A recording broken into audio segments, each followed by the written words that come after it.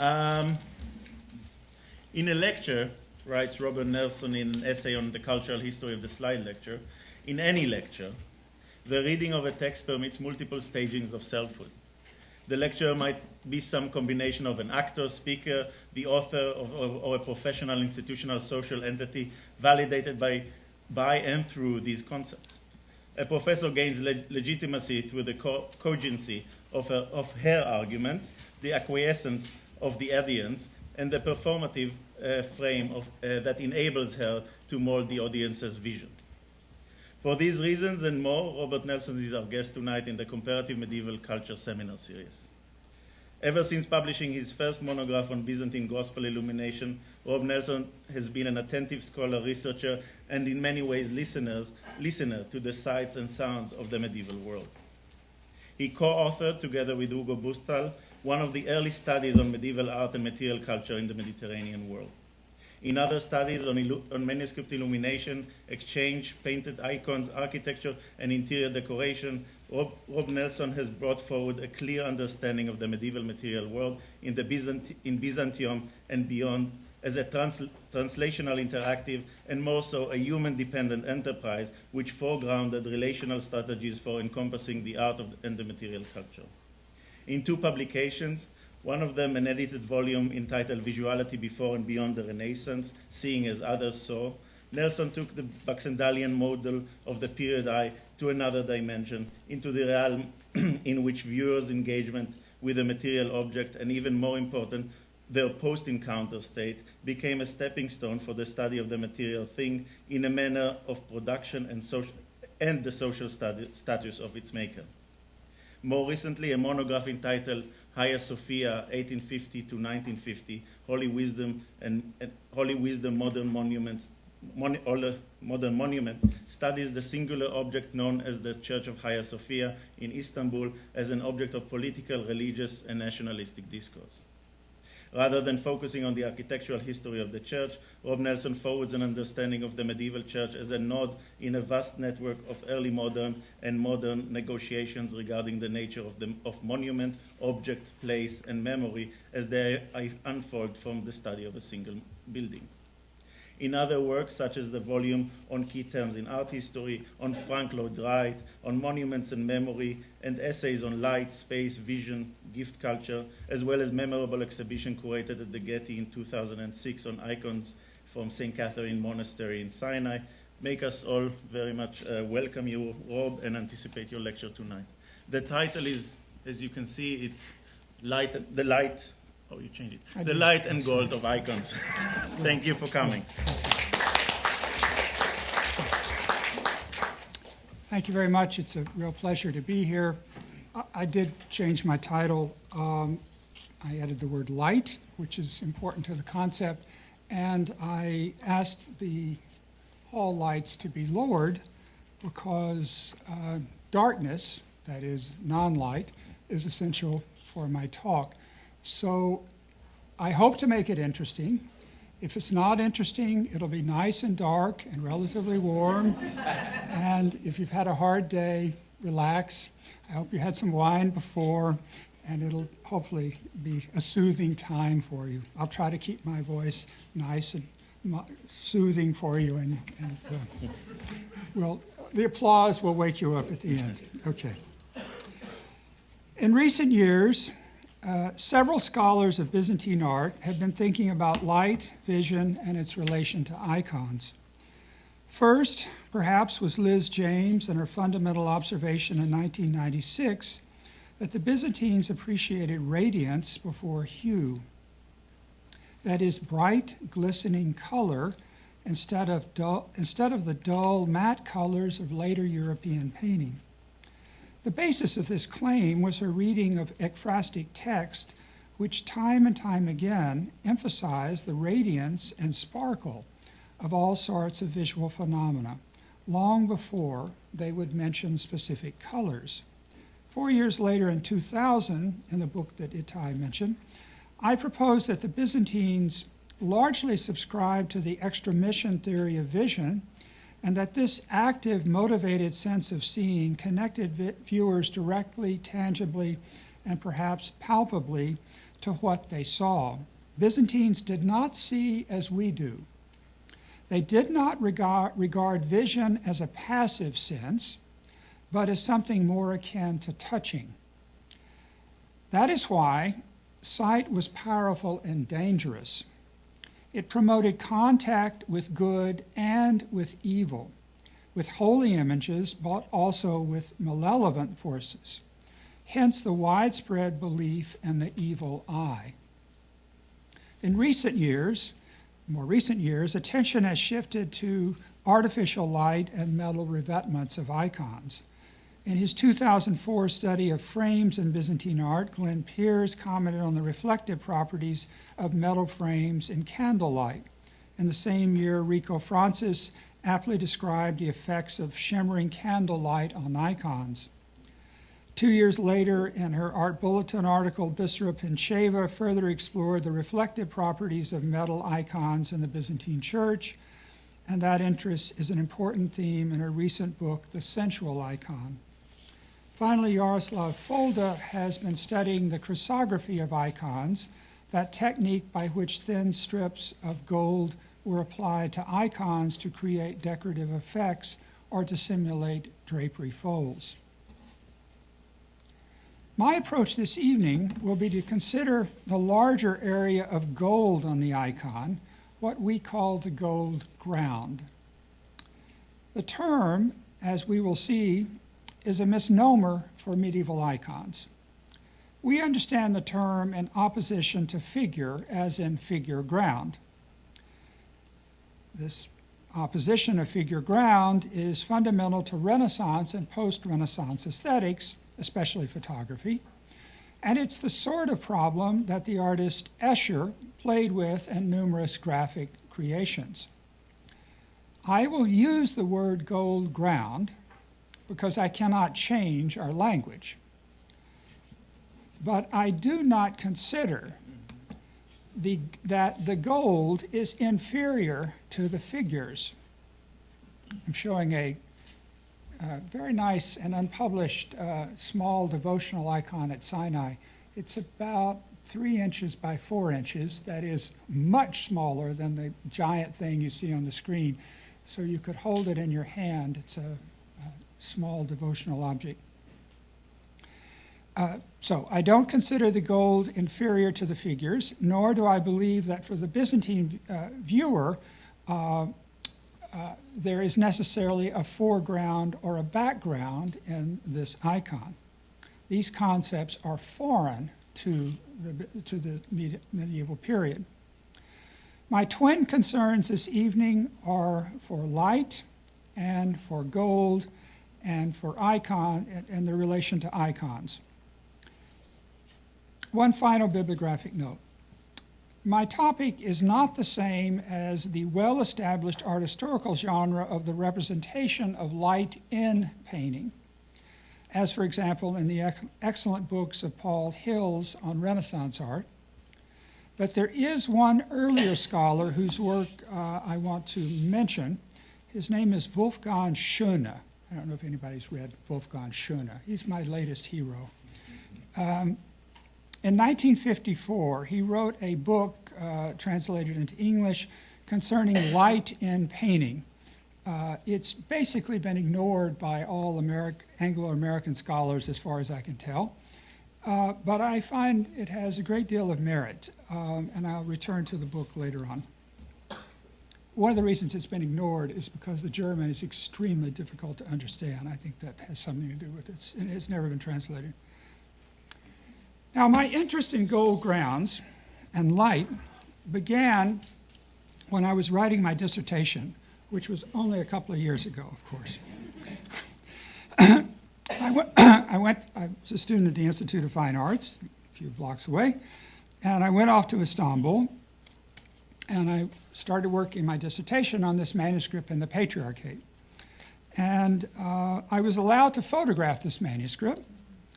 I was an inexperienced photographer, and they were even more inexperienced in letting a graduate student photograph the manuscript. So they said, sure, why not? And I took the manuscript outside, I put it down on a chair, and with my camera, I photographed it. Why not? And I put these clips on the edges of it. It's terrible practice. Okay, I'm sorry. I didn't know what I was doing. They didn't either. And I made these photographs.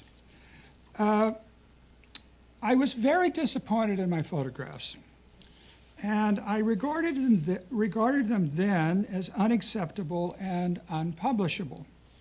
Try as I might, I kept making pictures in which the gold background dominated the figures and the scenes, and I considered this unacceptable because I regarded the figures and the narrative scenes as the principal element of the composition.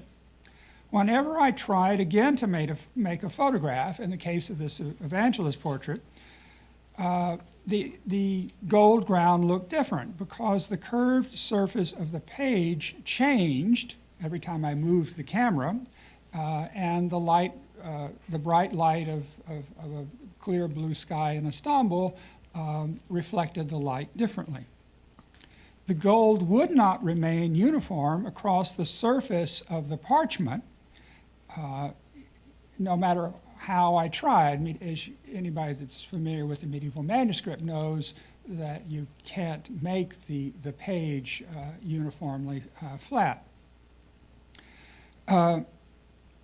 I now know that the only way to photograph such a manuscript is to take it into a photographic lab and have soft ambient light. You need light umbrellas, you need reflective light, you need a whole series of processes to calm down light. You certainly can't photograph it in the bright sunlight of Istanbul. That is, if you want to make the photograph look like what I was expecting the image to look like. That is something that would be appropriate for the drab climate of Northern Europe or North America, let's say here in November in New York. And that was my visual expectation that I brought to Istanbul.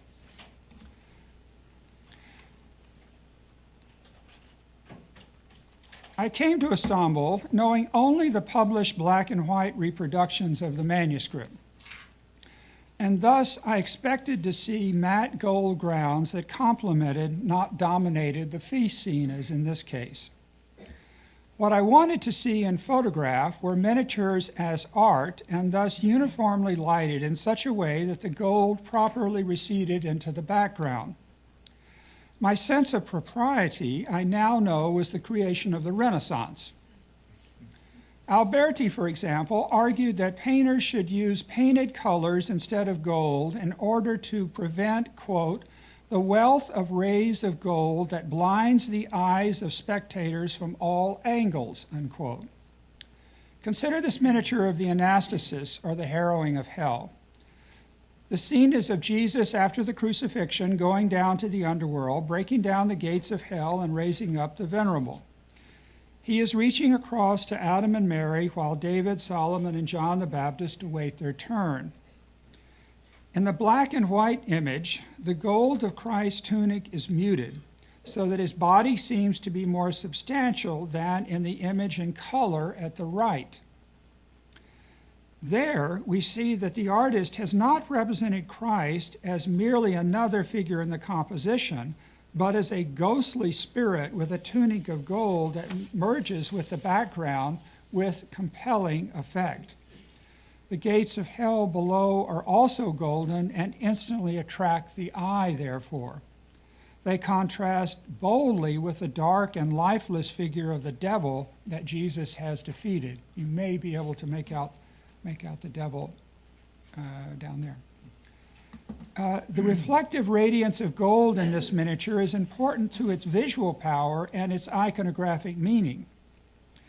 And little of this is apparent in the image at the left, which is still the only published reproduction of this miniature.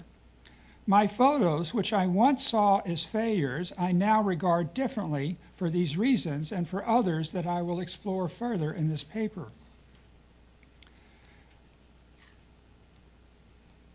My second engagement with gold grounds was also photographic. In 2001, I began working on an exhibition of the icons of Mount Sinai for the Getty Museum. And during several trips to the monastery at St. Catherine's, I experienced icons in devotional use across the 24-hour day of the monks.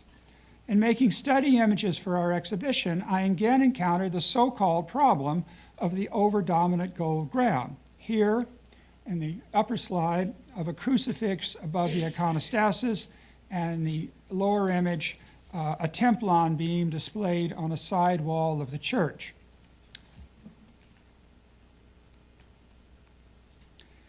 Looking at the published version of the same beam, I came to appreciate the skills of a museum photographer who softened the gold and thereby deadened the ground so to make the published image that art historians study. The conclusion is not surprising. Museum photographers make art for museums and art historians. And in this case, the art resembles the objects, in this case, art that resembles the objects that hang in our museums. That is, images of wood or canvas surrounded by frames, thus paintings of the Renaissance and later periods. Now, since I've been invited by the Bard Graduate Center, it should not be difficult to persuade you that historically a Byzantine icon is not a Renaissance painting. But perhaps I do need to remind us that the Byzantine icon is not art, if we're thinking from a medieval point of view. It was not made to be shown in an art history class, or a scholarly lecture, or a museum exhibit, such as ours in Los Angeles. Such stagings distort the objects that we seek to analyze and turn them into the art of our world. Here we're looking at one of the most important icons in the Los Angeles exhibition, the famous 6th century icon of St. Peter, the namesake of the Emperor Justinian, who built the church and probably donated this icon to the monastery.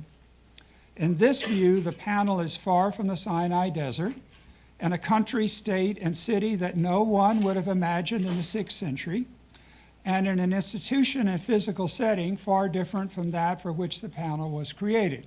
All this is obvious. The Art Museum's lighting is sharp, precise, and color-corrected to simulate daylight, even though the icon was made to be seen inside a church under different light conditions. Even though St. Peter is encased in lucite, we see virtually no reflections because the high overhead lights have been angled carefully to reduce distractions from the pure, any distractions that would distract us from the pure object.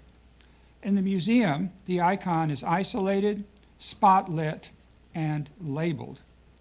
The space around the icon and its pedestal is darker, and the lighting device is distant and not noticed by visitors.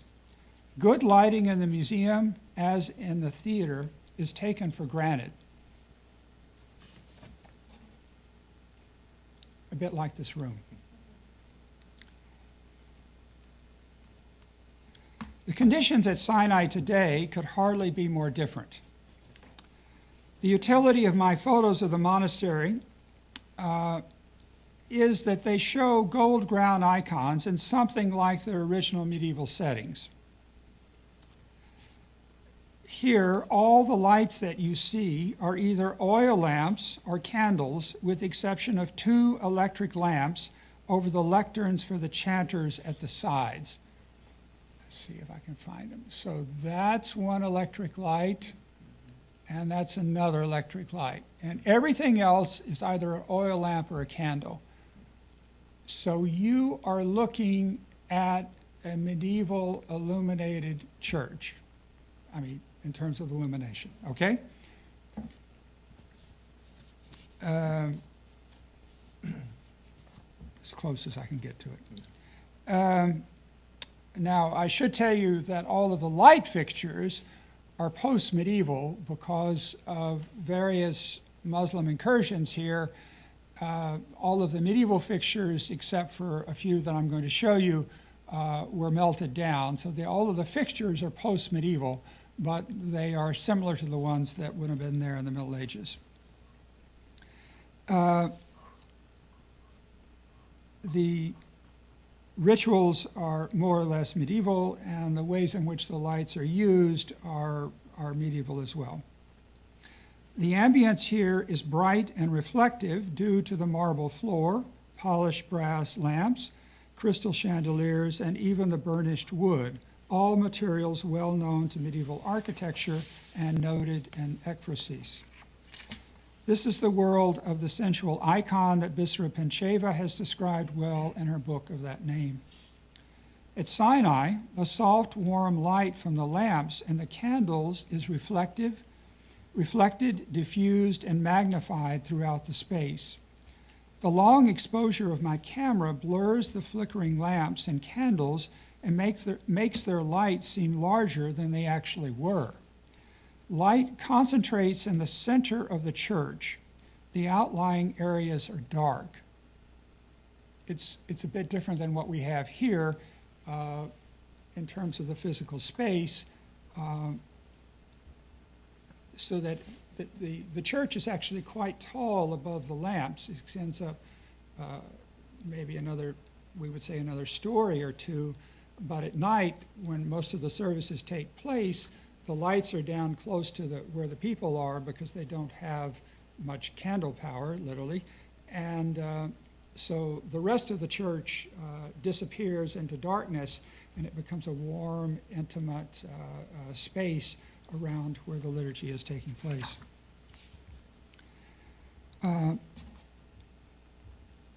Most services take place during the early morning, evening, or nighttime, and thus lamps are crucial.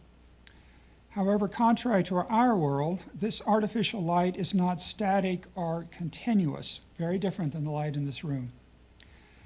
At Sinai, one monk is in charge of the lighting. He is Father John Aliferis, shown at the right, preparing the lights before Vespers on his well-used and well-oiled ladder.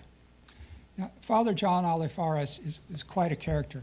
He didn't ever want me to photograph him, and I only got a couple of pictures, these two, because every time I tried to photograph him, he would avert and he would run away, etc. So he is his work.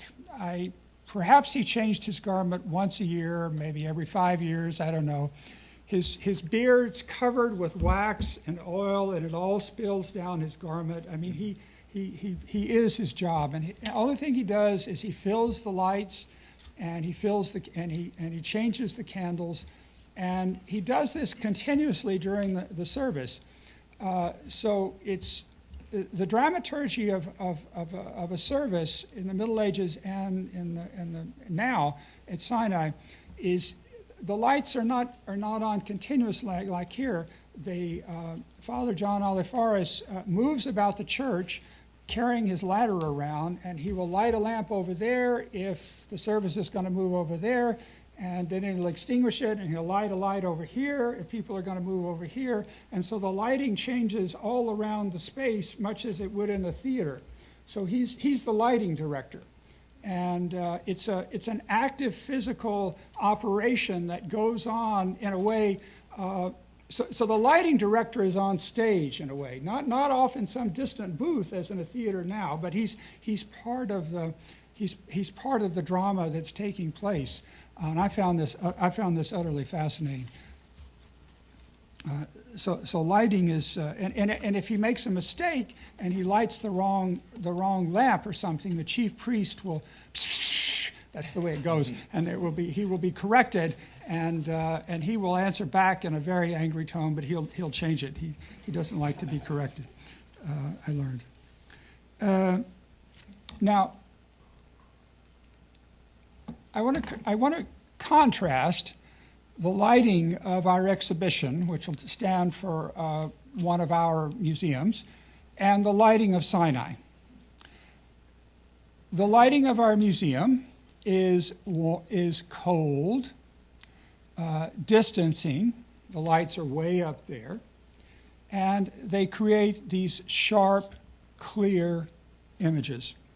The lighting of the Sinai church is completely different in tonality and fuses everything together in this form that you see here.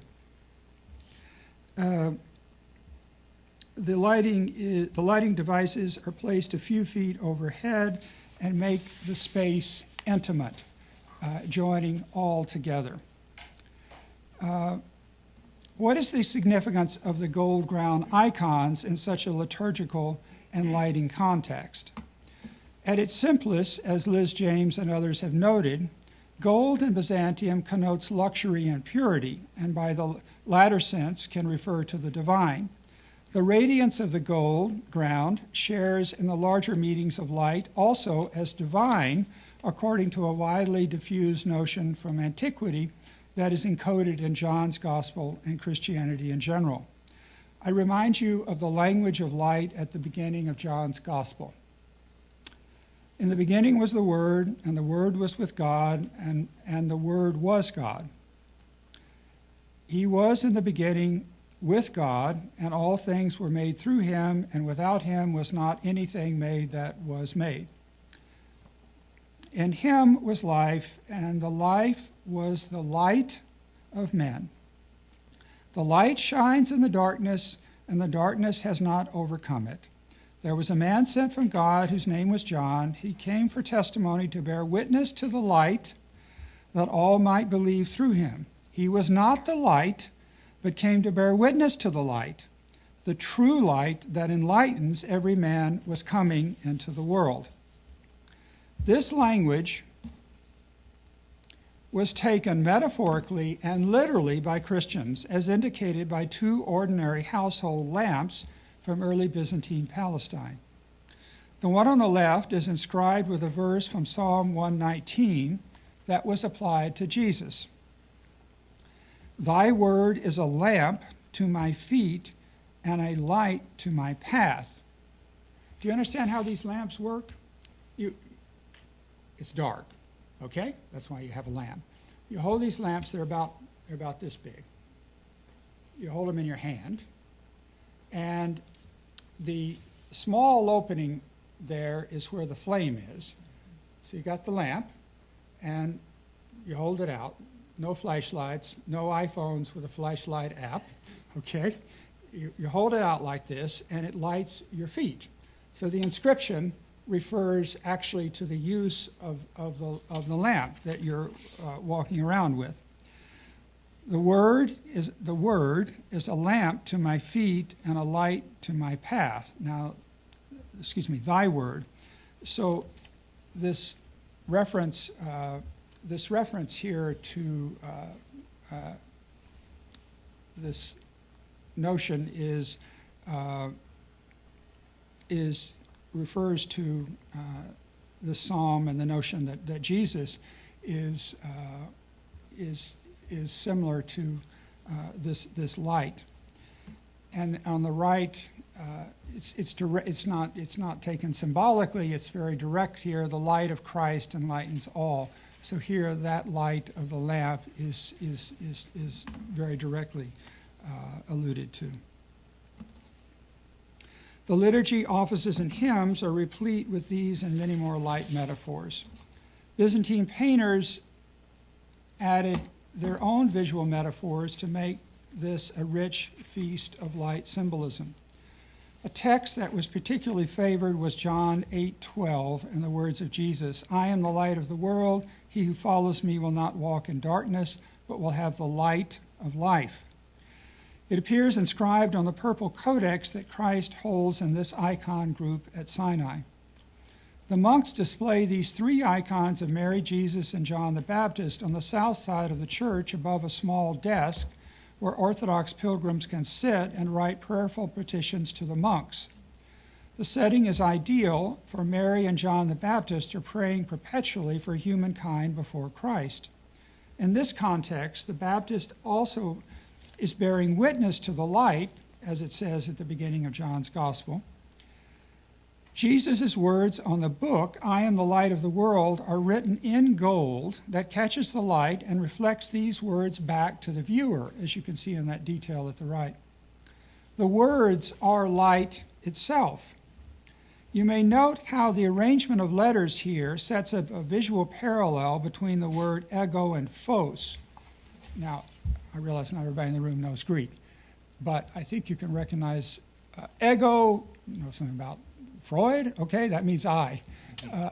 And here's phos, photography, comes from that. Here's the word phos. And the omega in both words, the whole inscription is written, the first two lines are written with a lot of running letters together, like the T and the O here, so that the omegas are directly parallel here. So I and phos are visually comparable here, making that visual equivalence between the word I and light.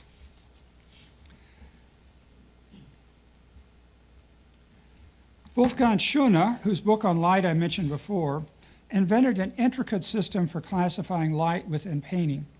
Naturalistic painting of the Renaissance, such as that of Paris Bordoni at the right, creates the fiction that it is lit by a light source outside the painting, and that the world of the painting and the world outside the painting are continuous.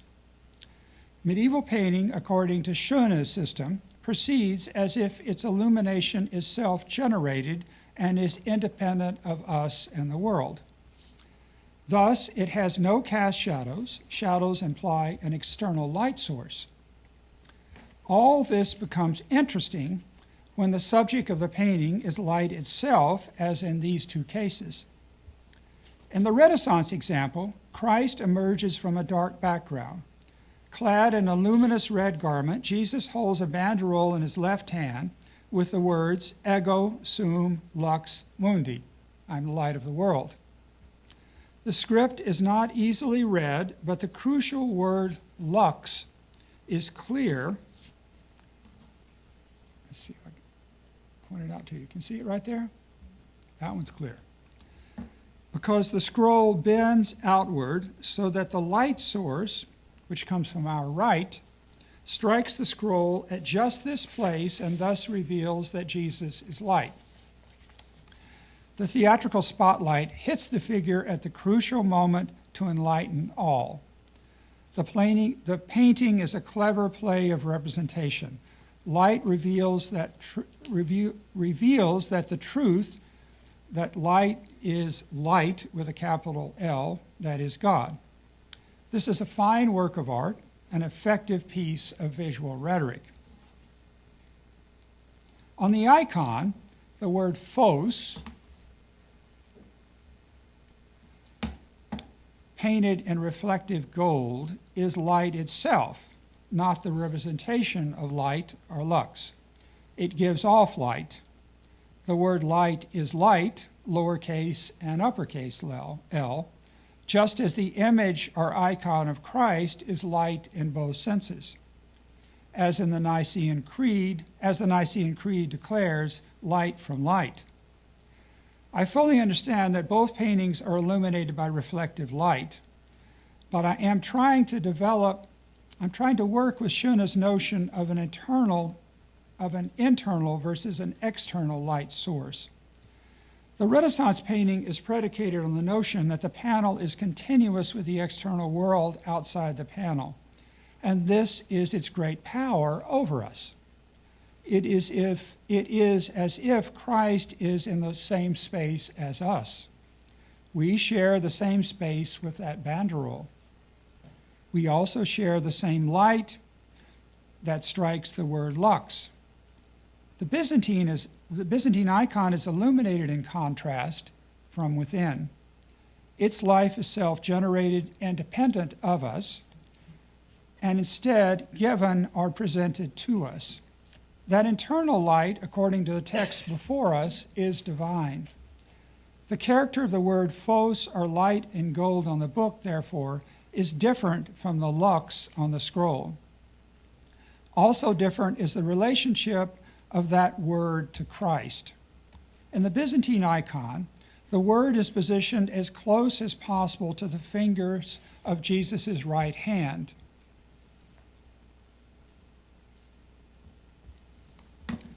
Paris Bordoni does put lux on axis with a blessing hand. So there's an axis going right like this. And establishes, therefore, a semiotic line there from lux to the hand to the face.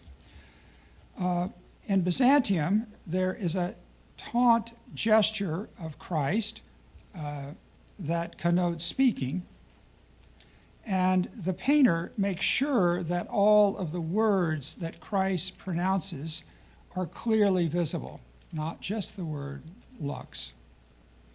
Whereas the Venetian painter is only concerned with the one word lux, which is used more as an attribute. In the icon, Jesus says, "I am the light of the world." The Venetian painting represents Jesus as the light of the world. There is a difference. The Sinai icon and this Palestinian lamp look utterly different, but express the same religious message, namely, that God is light, or more concretely, that the light which they provide is divine. The light that reflects off the icon is divine, as is all light. The light that comes from this well-used oil lamp is the Alpha and the Omega, the beginning and the end, the totality of the world. These inscriptions are metaphoric predications upon the world. They transform and sacralize light. Although we cannot see the light that came from the Palestinian oil lamp, we can imagine it. It had a yellowish color, similar to the gold ground of the icon and the gold script of the writing on Jesus' book. Gold and light are reinforcing messages and meanings. In addition to a semantic meaning, the gold ground has agency within the visual environment. There it does more than signify, it also creates and enacts. In this sense, it's a technique of enchantment to invoke a notion of the visual anthropologist Alfred Gell. The gold ground is not background, nor is it ancillary to the meaning of the icon. It is a meaning. It's a meaning-making agent by which the icon works its magic on viewers. In the low light of nocturnal liturgies, gold grounds are more visible than the dark holy figures, who resemble the black silhouettes of monks. Like many aspects of ritual, icons become models of and models for monastic beholders. The gold light of the lamp and the golden surface of the icon cause the darkly clad monks to merge with the holy figures above.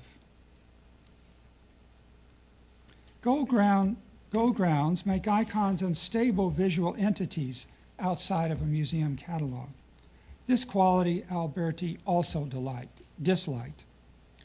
When gold is applied to a flat panel, he wrote, quote, "Many surfaces that should have been presented as light and gleaming appear dark to the viewer, while others that should be darker look brighter," unquote. In other words, the perception of a gold ground is something that the painter cannot control.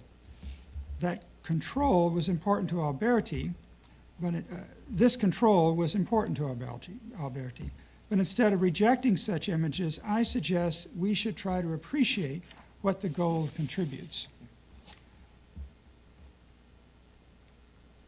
Like sculpture, to appreciate a gold ground icon fully, we must move around it.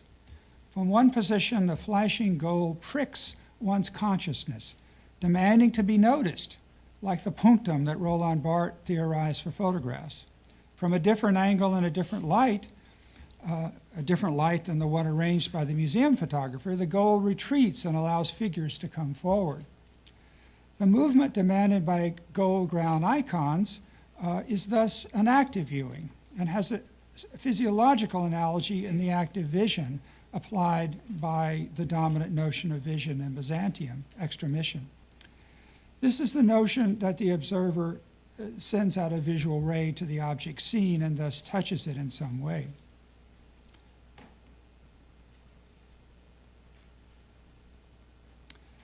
The devout observers acted in other ways also.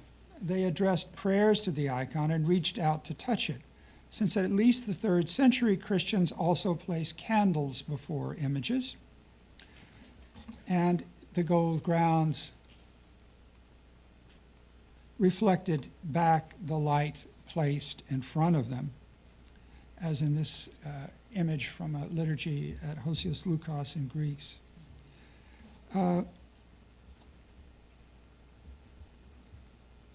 It takes really a modern, it takes a medieval informant, though, really to give us a sense of how all of this worked. And I'm going to read something from the Typicon of the Sevastocrator Isaac Comnenus, who founded a monastery in the 12th century.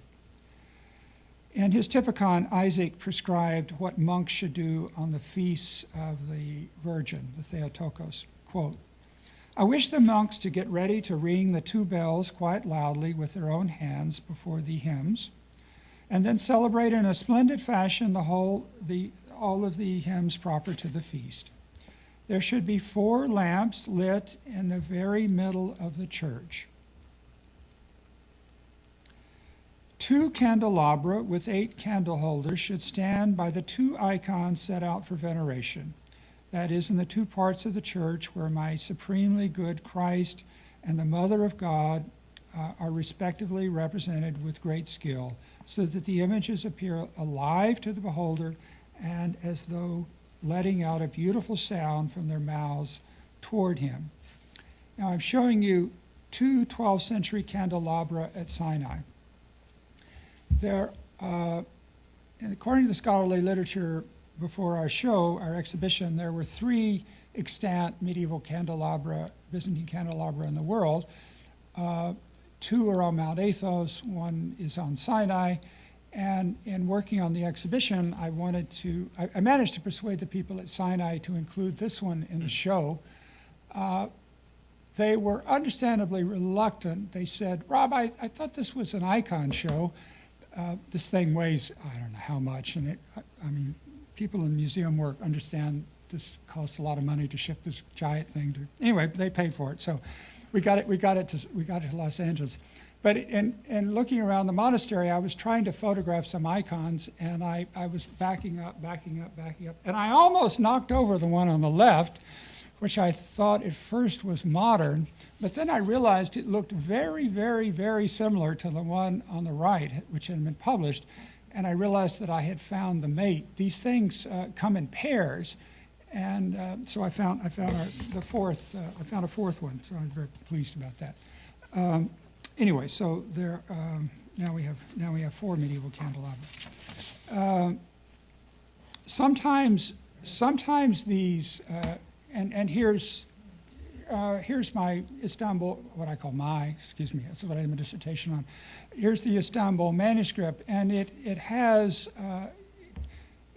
one of these medieval candelabra, which I didn't know anything about when I was a graduate student, represented next to one of these feast scenes as if it were an icon, just like Isaac describes in his Typicon, and that's reasonably similar to this one here. Now, sometimes these icons and candles don't go too well together, as in this case.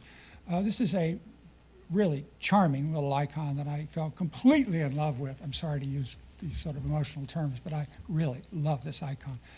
It's a little diptych it's about this big, about that tall, and about that wide. So it's a beautiful little personal diptych, which the candle got too close to it. And you can see on the front side damage at the bottom, and you can see how on the back side the flames of the candle were going up the back side before, fortunately, some monk realized it and put out the flames. So this happens. It's still a very nice icon, and we had it in our show.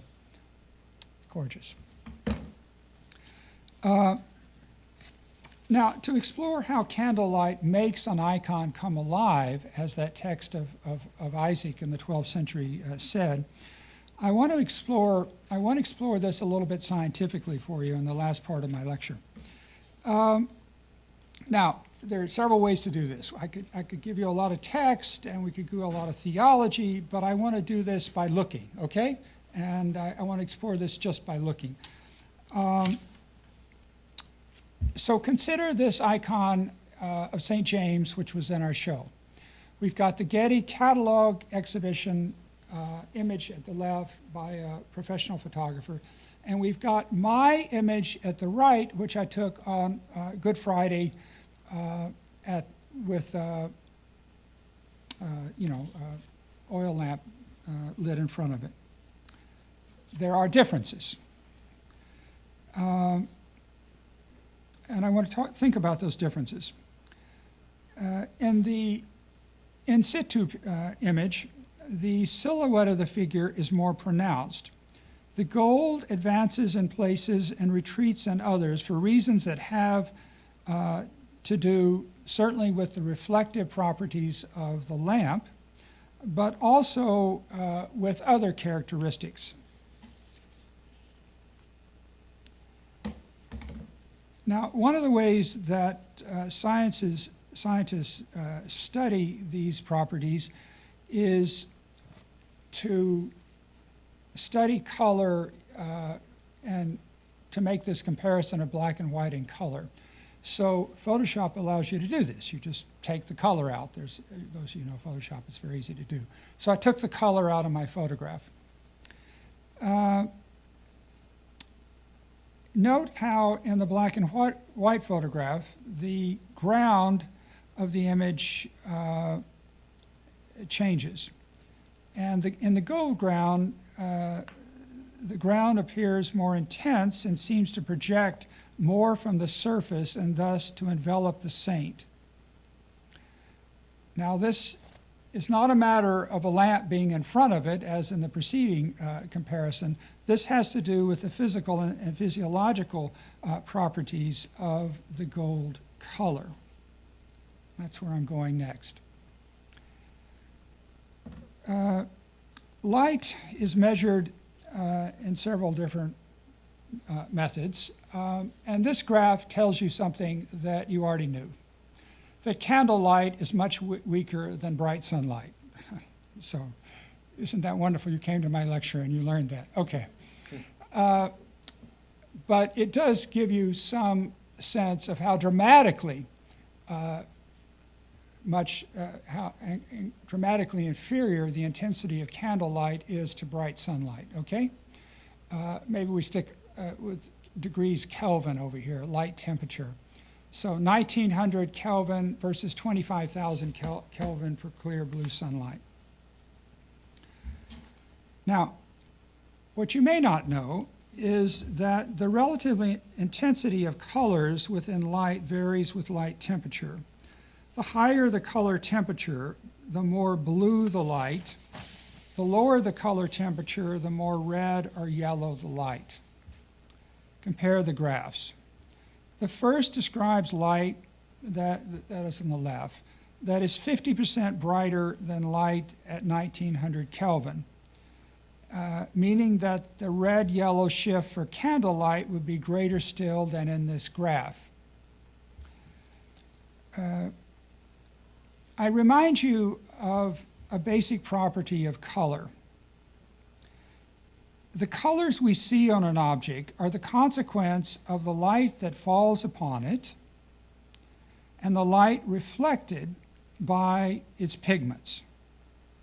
If we see yellow, it is because that color, yellow, absorbs all but the yellow portion of the spectrum which is returned to us. You understand that? That's fundamental. If the light striking the object has shifted toward red or yellow, then these colors will be reflected yet more strongly than the colors at the blue end of the spectrum. A further factor is that our eyes are naturally more sensitive to yellow and red than blue, as shown in this graph, which diagrams the apparent brightness of different wavelengths. you see that pink sensitivity falls between yellow and green. It's not down there toward blue. For all these reasons, the icon of St. James in low light looks different, and gold is the dominant color seen, not the bluish color, followed by white, which is partly reflective. This is why the low light of a candle or light makes the reflective gold of icons yet more apparent.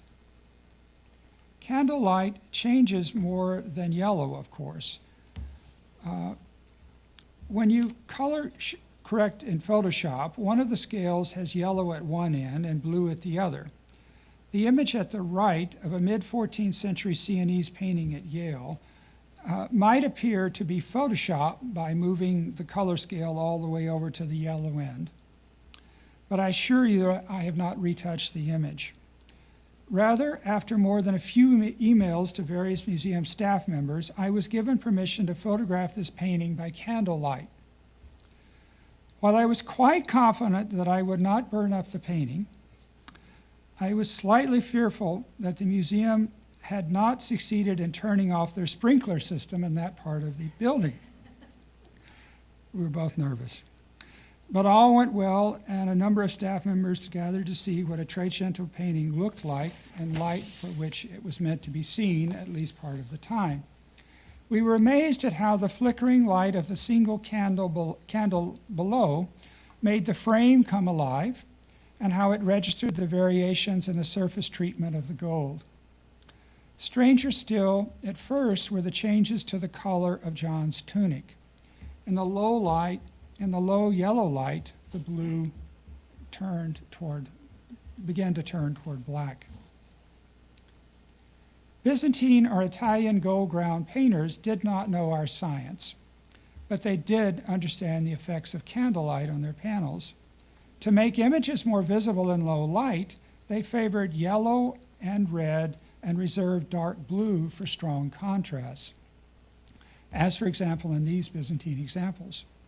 Note the blues used for the mandorla of Jesus at the Ascension, and in the Annunciation icon at the right for the small figure of the Virgin, who, in low light, would appear yet more defenseless and intimidated against the onslaught of all the bright gold elements.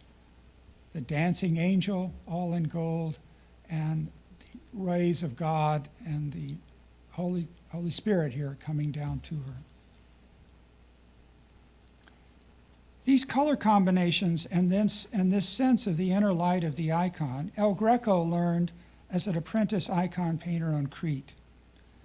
The greatest development in El Greco scholarship in the past generation has been the discovery of the artist's work on Crete before he immigrated first to Venice, then Rome, and on to Spain. The icon at the left is from his Cretan period. It contrasts markedly in color and light from the later painting of the Holy Family from his Spanish period.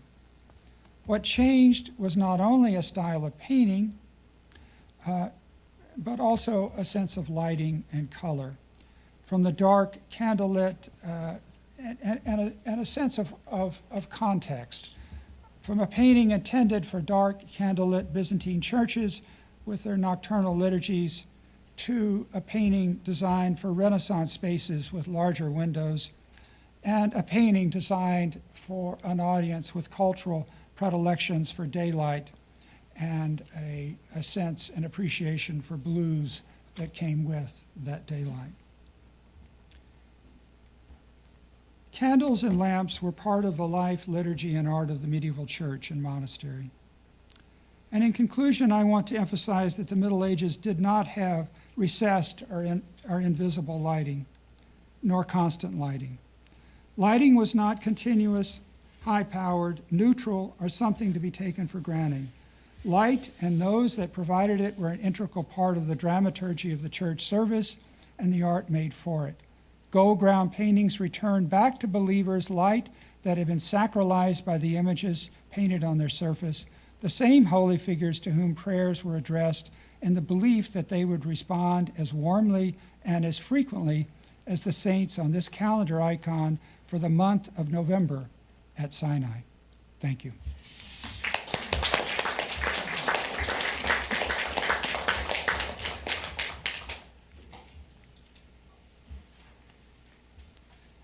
Will you take questions? Of course. The floor is now open for questions. Maybe I'll start. Thank you very much for this very rich talk. I kept wondering. At a certain point, you turn off the lamp, right? A lamp when it's not lit is still a lamp, and I wonder what, in your opinion, happens to a gold icon when it's not lit. Does it still exist? Does it still have the same function, or what happens to a gold background when it's not lit? Is there still meaning for the fact that it has a gold background, or this function is only based on the experience when the gold background is lit? Similar to a lamp, when a lamp is lit, then it functions, and when it's not, then it's a useless object, in a sense, or a lamp that can function one day. Well, the gold functions in the way that I described.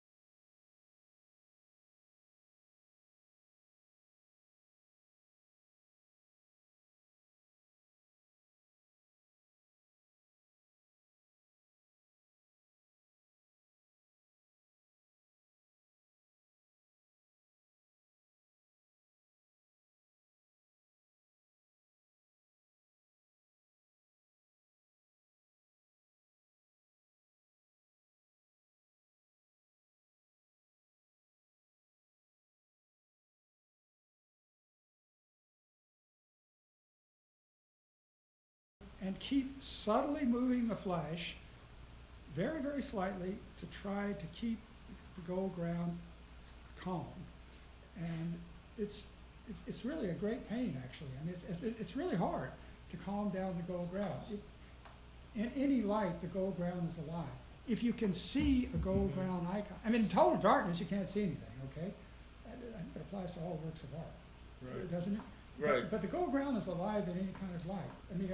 What does it really tell us about the status of a painting as an object, right? Is there something more than just being reflected? The fact that it's always there, it's always active in a sense. Doesn't matter in which light it is. A little bit like the Paris Bourdonnais, which used the technique of lighting from the outside in order to create an object that is always, in a sense, active, right? It's always, in a sense, lit. Even when it's not lit, it's lit. Well, the Paris Bourdonnais, as you take the light down, will become quite an ineffective object. The icon will remain powerfully effective. I could go. Yeah, there's my picture. There's my picture. Yeah. You can't identify it. That's with a telephoto lens. So at Sinai icon, and they have 6 pillars on one side and 6 columns and pillars on the other side, and they have an icon for every month, and with the saints of all the days of the month. And they have these calendar icons, so we're kind of like a basilica here. So we've got 6 going down here, and we've got 6 going down there, and it goes, January, February, March, and then it goes, the other 6 months over here. And the November icon's right over there, okay? Actually, it's right over there, but it starts on this side. But the November icon's right over there, and December's right up there. And their custom is they light a candle before the icon of the month. So I guess if you're completely out of it there in Monkland, you will always know what month it is, at least by the candle lit in front of it. And that candle is lit. Father John Olivares makes sure the candle is lit there during the liturgy. So this is taken at night or near night, and with a telephone lens and a single candle, and we can't make out any of the saints, but I think it's still a powerful image of holiness, even though we can't really see any of the saints. It's just a generalized image of holiness. I think if the Paris Bordoni were taken down to this similar level of light, it would be meaningless. Mm-hmm. That's what I'm trying to say. I'm just, Yeah, okay, thank you. please. Yes, Shall I? Yeah. Anyway, thank you. It was very, very convincing. Don't take this wrong way, but in defense of Paris Bordoni. I love the Paris Bordoni, and maybe I came on too strong as a medievalist, but I love the painting. No, but I think your Yeah. your observations and the approach would be equally. You'd have to answer it differently, but Yeah. I used to take students to the Contarelli Chapel in San Luigi dei Francesi, where the Caravaggio, who obviously thinks a lot about light, but rarely shows light sources within images, and it was very striking, I think, to the students always to see the way that the viewing conditions are quite different, even in Western painting, than they are in the slides of the books that they first studied, and the way, I think there are many painters in the Western tradition who, in perhaps different ways, are equally aware of those conditions and exploit technical devices, and my hunch about Paris Bordoni is that if we actually had a scientific analysis, we'd find that it's one of the more luminous, it's one of the more inner luminous paintings. I think there is a quality of certain strains of Western painting that, shadows aside, are wanting some of that Byzantine luminescence that you're showing us. That wasn't actually my question. Can I respond to that? Yeah, please. I think you're absolutely correct. And so he's from the Venetian school, and that painting, in the background of that painting is a Byzantine icon, similar to the one that I showed. That's why I was in some ways setting up the comparison. The oil paint itself has luminescent qualities. Right. Given its The mellow or And I mean, maybe there's a Bellini in between or something, but I think there's an icon tradition behind the Paris Bordoni. So I think that's absolutely Right. right. And even it Yeah. goes into the 18th century with Pompeo Buttoni and the Sacred Heart Yeah. of Jesus that has the same kind of bizarre luminescent qualities. And Right. of course, it was never meant to be seen out of doors. It's a candlelit image as well. So right. I So think, I think that actually is transcultural. right. So there is this. So there is something of this tradition that continues in devotional paintings. Yeah, very much so. Right. My Yeah. question was, I was thinking of a lecture that we heard in this room a lot of years ago. I think it was by Anne Smart Martin. Do you remember this? About light. And she's a historian of American material culture, and she made a similar move to ask us to picture how things that we are familiar with in one lighting set of conditions look very different in a home with candlelight, moving candlelight. So I was just wondering, she was really wanting us to think about three-dimensional objects in the whole visual universe of a domestic space. And I was just wondering, you focused on the paintings that are around the walls mostly, although there are obviously occasions where they're moved through the space. I was just wondering if you would want to extend your observations to the many other reflective things that would have occupied, if not the space at St. Catherine's that you showed us, other churches in the Eastern tradition, including textiles that would have gold. You showed us the candelabra that, in your slide, they look rather whitish, but I suspect it's a copper alloy, right? So that would read as golden. What else is golden? Obviously, the lamps themselves are made of a copper alloy that would read as golden. Help me out. What are the elements of gold and reflectivity other than the relatively static icons on the side? Well, the vestments. Let's see if we can go back to the. Doesn't go back. Oh, yeah, here we go. I'm going to have to, it's going to take a while to go back.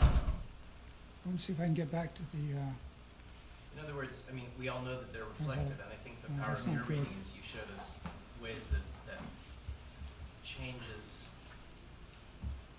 ways that the makers of these things anticipated and exploited these light levels to increase their communication. I'm just wondering, do you find that same intelligence in the designers and users of other reflective objects in this liturgical? well, I guess, yes, there's, You mentioned the marble. there are a number of reflective surfaces. And what really struck me, the more I thought about it, is the amount of yellow and red that's in the space and the avoidance of blue. So they put these red textiles beneath the these are modern, beneath the icons, and the vestments. Well, this is a minor priest, and he's wearing black, and a black vestment disappears, obviously. I mean, and the major figure, the major priest, is wearing white vestments. You can't see it very well because of my photograph here. I don't have the right to take a photograph standing in front of these people, you understand? I'm not, that's not possible. But his vestment is white with gold and white and gold.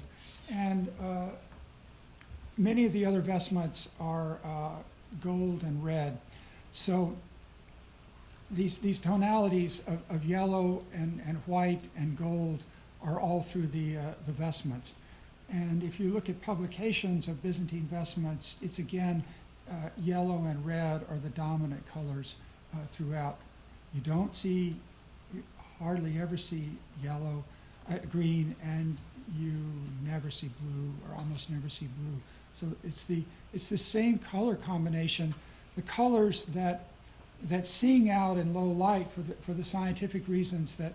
So your shawl that you're wearing right there will look really fine, and it will look different in low light than. But the vestment colors change with the season. In the liturgy, it changes with the season. So it's red at particular times of the year, it's purple during other moments of the year, it's green at other times, and it's white and gold.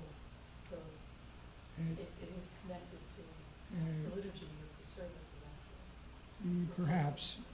They do what they, perhaps, I'm not sure that applies to this monastery, but, yeah, please. If I can chime in as a Renaissance art historian. Yeah, sorry to hit the Renaissance so hard. I also work on the Renaissance, so tonight I was, Ittai told me this is a medieval series, so I came in strong as a medievalist tonight. Okay. One word. And both rather than either or, especially the comparisons that you showed sparked a lot of ideas. In particular, with reference to at least three artists. I'm thinking of Robert Tolomeo and Piero di Cosimo, who painted figurative candles into their compositions. And for Florence, because you showed a Venetian example, obviously, but for Florence or Tuscany, it's a rather unusual conceit. The same thing goes actually for flowers that often litter the foregrounds of the steps of the Madonna's throne, almost as if they could tumble into your own lap if you're venerating a particular object. And yet the interesting thing in Robert Tolomeo's altarpieces, and these are very large objects. I'm thinking of his Mystic Marriage of St. Catherine. Piero di Cosimo has a large altarpiece in Borgo San Lorenzo in Pistoia. It's always locked away in the sacristy, no one ever sees it. So there's really no one to activate it unless there's a service there. But there's a very delicate little tapered candle directly in the foreground in the very corner. It's very easy to miss. It's something that really has to be, you have to work to spot it, at least today you do. But the interesting thing is that they're not lit. They're just unlit candles, or they're flowers that are not necessarily, well, they're never in the act of falling, they're already littering the floor. They're waiting to be spotted and waiting to be activated. So instead of calming something down, they really initiate an engagement with the viewer on that level. But there is one exception to this, and again, these are fairly rare examples. These are exceptions rather than rules. And it's a much better known example. It's the Andrea del Sarto Madonna of the Harpies, the so-called Madonna of the Harpies that's down in Uffizi. That, as I think it was John Shearman first pointed out, because it also necessitated, cleaning, because it was a pretty grimy work for this to emerge, but there's incense smoke, puffs of incense smoke to either side of the enthroned Madonna. So the Franciscans in this church who would have lit actual candles then would have been very much a part of this illusion, would have been implicit in this illusion that the candles are actually in the fictive space, and it's not a fictive space anymore. It's just one communal space. So there are all sorts of really interesting, and the other interesting thing is that chronologically this is happening in a very condensed kind of period of time. We're really talking about the second decade of the 1500s, in Florence, and then other things happen. Leonardo, of course, happens, but then he leaves and comes back and leaves. But there's something happening at this period in time in which artists and their publics are very alive to the way that light works. Well, that's very interesting to me. I'd love to talk to you more about that. Yeah. Thank you for your lecture. I must say that if I understood well, I see two different lights that you were discussing in this lecture in St. Catherine. One is the Egolux Mundi, which is one thing. The other one is the way it is received by the beholder. You are the light to my feet, which is another way of putting the light. In that case, it reminds me again of another anecdote from the Islamic world, where we have a whole document on a specific person who was the first who lighted the first mosque in Medina for the Prophet Muhammad. So he was, like your example here, the person who put first time the light into the mosque in Medina. He is actually a Christian man from Hebron who became Muslim and making the light in Medina. Now, Muhammad is telling him, you brought light into the mosque. May God light your way. So the idea of light to the feet, I think, is something else. It has to do with creating a kind of a clarity and light for the believer to know where to walk. It's about walking. It's about finding the right path of walking, which is different from I am the light of the world. And in that case, I think that it would be wonderful to look at some bronze lamps in the form of feet that you have also at that period. That would fit Interesting. well into the idea of the psalm light to your feet. And this picture here is wonderful. We were just talking about light, but we haven't forgotten that one of the most obvious thing to bring light into this picture is also the eggs that are hanging there. I don't know the word in English, of the Strauss, Ostrich. The ostrich egg, which is just hanging there.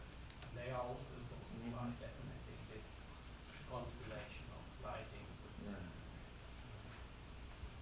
the pillar of light, in the context of Sinai. The pillar of light from the Bible, right? Guys, the Israelites. I'll come back, but I've been looking that way. I should be looking this way sometime. Excuse me. Yeah. I was wondering, I think all of us would agree that we want to move away from the figure ground model of discussing these icons, these paintings, in which the ground is subordinate to figure. I was wondering if you could give us some suggestions, perhaps, of other language that we could be using. Specifically, I'm curious about the word background for these gold grounds. I think in some of them they were showing, there definitely is, maybe not, three-dimensional space or whatever, but there is an intense desire, strategies of layering figures in space, and you get the sense that some figures are in front of the others. Some figures are behind, especially with a lot of those NIMBY, for example, those halos that are, gold, but then there's, half of the figure behind it. And it does create the impression that then the gold ground is behind all of those figures. But I think the word ground is so charged that we do want to think of other ways to describe it, especially because the other part of your talk is, sort of making these things into almost light installations, things that are very sculptured, that are reaching out into our space via the candlelight. So I was wondering if you had any suggestions of other language that we could use for describing these things apart from ground, or is background perhaps neutral enough? I don't use the word background, or I try to avoid it. And and the word space, I don't particularly use either in regard to these. And things being in front of and behind. I use words like overlap, perhaps. I think this art has a lot to do with the light art of sort of California light artist of the 80s and things like that. Neon artists that work with neon installation and things like that. I find a lot more, that has a lot more in common with the art that I'm working with than anything from the Renaissance. Even post-impressionism and cubism and things like that still have connotations of the Renaissance. You read and survey books, pathetic things about, a certain medieval miniature, and there still remains the vestiges of cast shadows from antiquity, and this is, and then all of a sudden they disappear, and then the Dark Ages have now finally descended here, and they'll return in the Renaissance, when the lights go back on. And I find this kind of language just so pathetic, because medieval painting is doing something profoundly different. And what I'm trying to do in this lecture is saying that, in a way, I like the Renaissance, and I'm even trying now to write about Renaissance art. But in a way, Renaissance art is, in terms of religious art, not remotely as successful as the inventions that they created in the Middle Ages. This notion that the panel, that the illusion that the painting is continuous with our space is a disaster for the sacred images. It's a disaster. And it creates the illusion is very powerful and it's very attractive, but it's a disaster for creating a powerful religious image. And I do think that. So this may come as a shock to you, and it may come shock to some Renaissance scholars, I'm sorry. But the medieval traditions in Islam, and also in this form of Christianity, and also in Western medieval art, created a language of spirituality that was extremely powerful and very effective. And I think one of the questions that really remains to be answered is, why did it fail, and why did people decide that something else needed to replace it? And the explanations given, that one-point perspective or illusionism is the solution, is actually no answer. It's a kind of teleological answer. Well, it looks like our photographs, and we all know that all art should somehow look like our art that we have today, and therefore teleological explanations don't work. So exactly why should illusionism come in, and why should they give up this extremely powerful, effective language of the Middle Ages?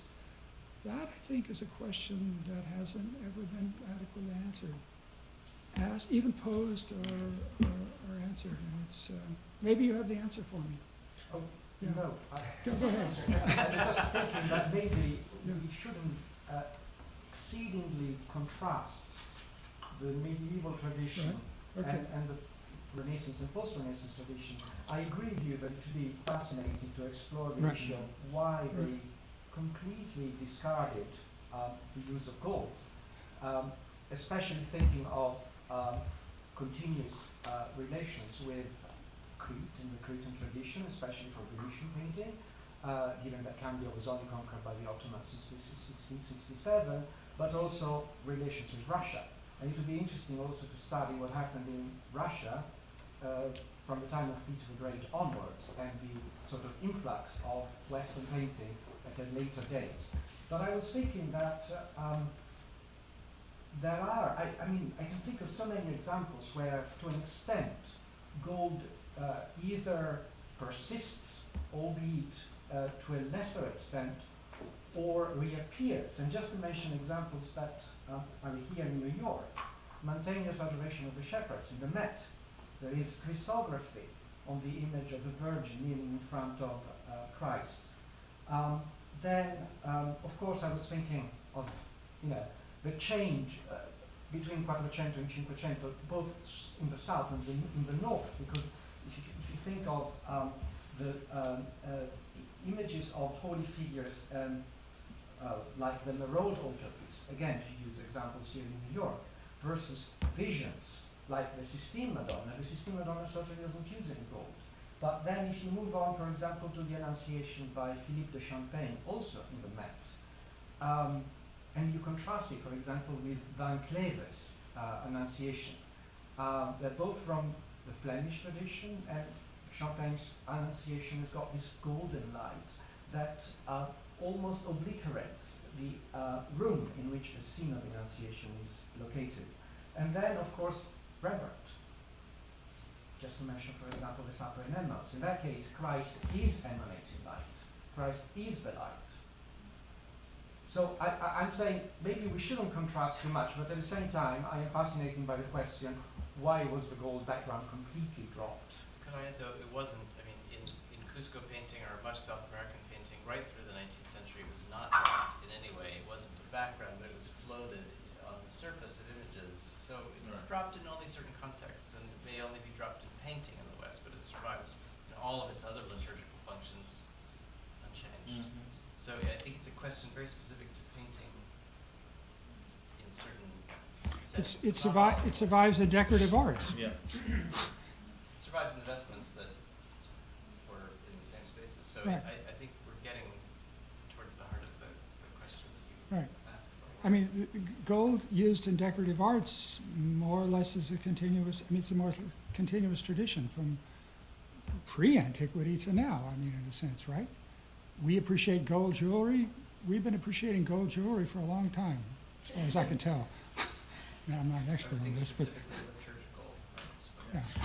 There's a question in the back. I haven't looked at the back at all. So. Well, I was going to actually ask the question, why is there a structure? And you put it out there, T. So he kind of codifies something which is obviously not his own personal idea, and he breaks that in 1420. But somehow there's a sense that there's another way. The liturgy changes. Obviously, that's something else that happens, and it's the liturgy that's in late medieval Italy is different than Byzantine liturgy. Objects are used differently in services, but I think there is some fundamental shift, and I think that when the gold moves from an icon to furniture, for example, in our gallery now we have an exhibition that uses a huge amount of gold. Our last exhibition also was all about using gold in interiors for these similar kinds of effects, because you have candlelight, you have it's all, if you look at it from a kind of physical point of view. So what is the shift? I don't think we can solve this problem genetically. I think it's an interesting one. One of my suspicions is it has to do with windows. And and maybe I shouldn't even say this out loud because I don't have this worked out. But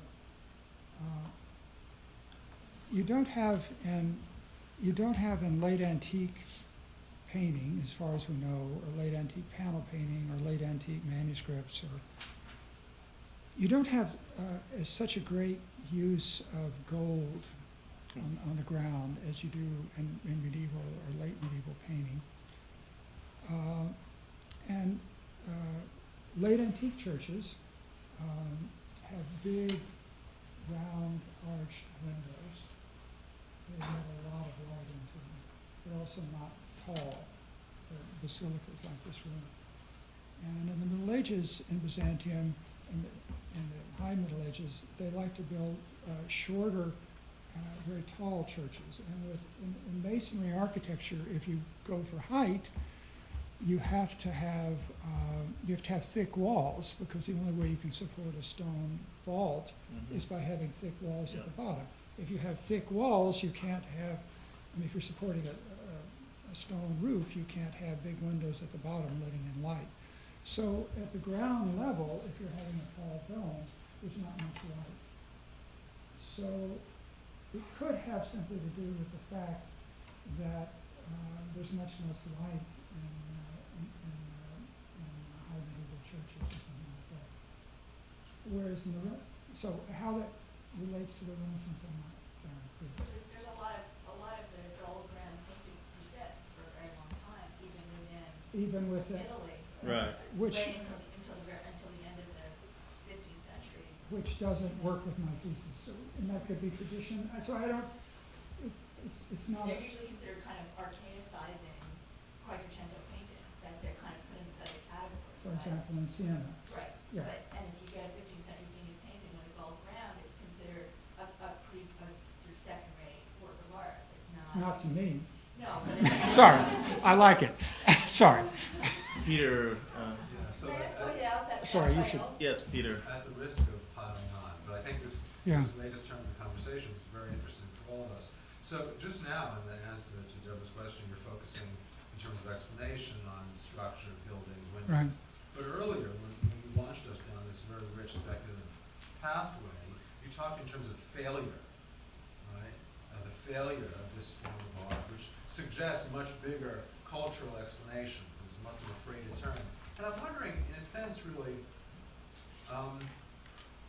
whether the shift is so great. I mean, the Renaissance is just, as you described it, these paintings are illusionistic in some way, but so is the Byzantine, is also illusionistic. The world is not gold and shimmering. This is an interpretation designed, in fact, to put us in a different kind of world. So we have different styles of illusion that we're moving through, not necessarily a failure of one whole mode and the advent of a new one. So right, if we were going to, so we could shift to say semiotics. We're moving from one semiotic system to another. If we want to, right, it would be better to use more neutral language than what I'm using. It's always better for analysis, not freighted with emotional terms. So the question, It would be fun. yeah, It would be fun, actually, to try and play out the cultural failure argument. That would open up onto issues much bigger than whether the windows were one size or another, or the Right. ceiling one height or another. But these are two different pathways of explanation. but what I'm trying to get at is there's nothing natural about the shift. The shift to naturalism is not natural. That's what I'm trying to say. It may look natural because we like pastoral landscapes because it's you know, in the late 18th century somebody, you know, went to the Lake District in England and began to teach us about how to see landscapes that way. But this is not a natural transition, and so to try to understand, for me to try to understand that change, especially in the religious dimension, I think is very important. If you shift to the secular world, there are different problems, but and has been explained. If we stay within the religious dimension, an argument could be made that for centuries, perhaps, the semiotic system doesn't really change, that the painters attempt to work within the illusionistic tradition and try to keep that same effect going. And so perhaps one could take that same comparison I was making and make exactly the opposite point that I was making of it in some way, and say that Paris Bordoni is continuing in the Byzantine tradition or something. Yeah, maybe for another lecture I might try that. All right, on that note, Yeah, sorry. we would thank you, and we'll all have a glass of wine together. Thank you very much.